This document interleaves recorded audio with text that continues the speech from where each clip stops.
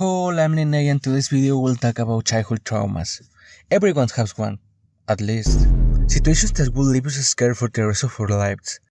Unless you are like a member of a Disney family, it's nearly impossible for you not to be mentally broken as you become an adult. So obviously I'm not the exception. I have a childhood trauma which continues to dictate how I speak and behave to this day. Which is... I never liked the swear words. And I'm not just saying when I was a little kid.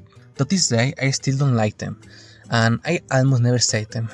You know, I'm at an age now where I can say them without a problem, but I just don't like doing it. When I'm out with friends or in a place where I'm supposed to say them, it's weird, because obviously I feel the pressure to say them, but they just don't sound right in my mouth. I feel like there are people that when they swear, they sound delicious. Listening to them swear is almost harmonious. On the other hand, if I say a swear word, sounds like a teenager just figured out how to swear and all you can think is cringe. And I would like to clarify that my parents were kid straight with me. Almost nothing was allowed in my house. Knowing that will help you understand why I was so scared of my rather slight sin in this anecdote I'm about to tell you. When I was in kindergarten, I remember playing on the swings with other children. I don't remember their names, but I do remember that they were two, a boy and a girl. We were also kid naughty. To give you an idea, I remember they were talking about some pretty shady things, specifically about how lizard men existed in our society. And the girl in the group, who we'll call Maria, to call her in some way, said that if she ever met one of them, she would definitely hunt him down, cut his head off, and expose him all over the internet. Yes. In case there was any doubt, she was the craziest of the group. Although, in her defense, I think she was the daughter of some hunters, or well, hunting is illegal, but her parents worked on a hunter shop or something like that. So she can be forgiven since we know where she got those weird influences from. But what can be forgiven is what she did to me that day, since out of her guilt, I said my first swear word. While we were playing on the swings, she got bored, so she started giving us challenge. After giving about a tons of challenge to the other boy, physically and mentally abusing him, it was finally my turn. Hey, how about you try designing this tongue twister?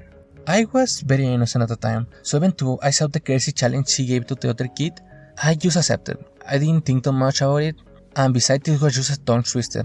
What could go wrong? Look, it's simple. You have to say carbon very fast, but very fast, as fast as you can, for 1 minute. If you can do that, you win the challenge.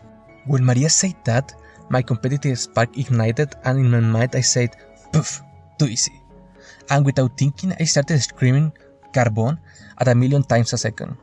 Now, I need to explain this tongue twister in Spanish, so you can understand the absolutely Machiavellic mind of Maria. As you might have noticed, I have a bit of an accent, because I'm not a native English speaker.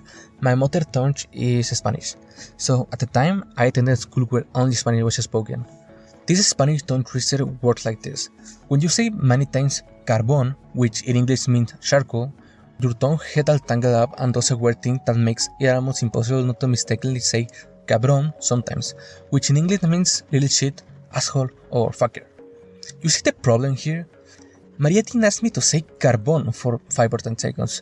That would be a much fair challenge. Nah, she demanded 1 minute, a full fucking minute.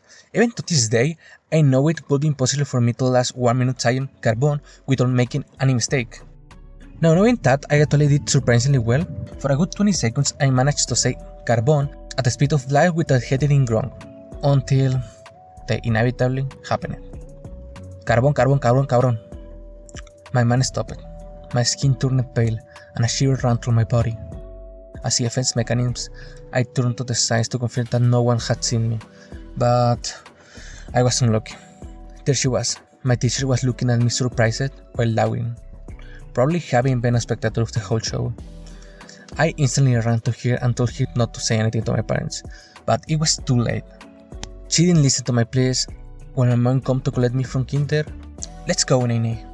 "Mom, I'm sorry to say that your son said little shit to a girl in the morning." "Marilla and Nay say what?"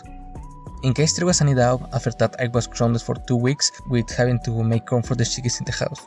I couldn't play on my laptop, I couldn't go out, I couldn't do anything. I spent most of the days making corn. So after that, I definitely didn't say swear words again. Hello guys, I hope you enjoyed my little story, and if you like this video, leave a comment now, and if you don't like it, that's okay, you can actually leave a like, but don't be shy, click it twice just to be sure. I want to tell you that in my previous video the sound quality was pretty bad because I'm using the microphone of my old laptop, so it's really hard for me to have good audio. If you want to support the channel, definitely the way to help me the most is to ask me for a drawing commission. It would also help me a lot if you donate. With that money, the first thing I will buy will be a new microphone to improve the audio quality of the channel. I will leave in the description my Ko-fi, that is a link for commissions and donations. Remember that if you buy a drawing, you get one for free. I really want to give a lot to the people who buy my commissions and support the channel, so take advantage of that offer. That will be all for this week. Thanks for watching, and I'll see you in the next video. Buenas noches.